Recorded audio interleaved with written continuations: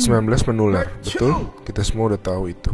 Parahnya karena masa inkubasinya bisa sampai 14 hari, orang bisa positif corona tanpa demam dan batuk. Gak kelihatan. Kalaupun dia nanti batuk dan demam, bisa jadi itu bukan corona, bisa jadi flu biasa. Jadi bingung kan?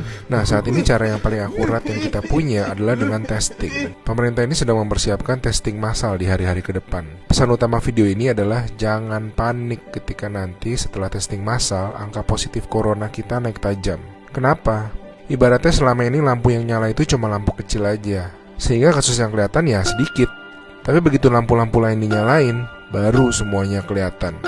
Jadi kalau nanti dalam sehari angkanya naik tinggi, artinya bukan dalam sehari tiba-tiba terinfeksi menyebar. Oh my god, penyebarannya cepat sekali, dalam sehari naik sekian.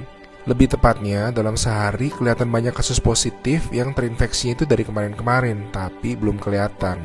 Ngerti ya bedanya ya? Pahit emang rasanya ngeliat fakta, tapi ini penting banget. Makin kelihatan, makin mereka bisa diisolasi sehingga nggak nularin ke orang-orang yang lebih banyak lagi. Korea Selatan tuh ngelawan COVID dengan cara ini. Mereka ngetes 300.000 orang dalam 7 minggu, sehingga mereka nemuin 8.000 orang yang langsung diisolasi, sehingga tidak menginfeksi khalayak yang lebih luas lagi. Kurva mereka langsung gepeng.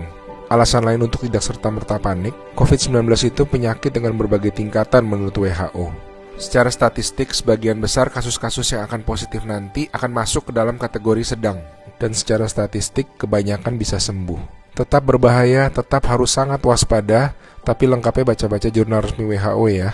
Di hari-hari ke depan kita akan lihat banyak orang positif corona, teman-teman kita, saudara-saudara kita. Tapi ingat, jangan jadi stigma. Corona itu bukan aib, dia bukan dosa, dia bukan kesalahan orang itu sendiri. Jadi kita tetap harus waspada, harus menjaga diri kita tidak terinfeksi. Kita malahan harus bantu mereka untuk jadi sembuh. Jadi akhirnya massive testing itu perlu, supaya yang sakit dan tercecer di sana-sini bisa diisolasi sehingga tidak menimbulkan lebih banyak orang yang terinfeksi.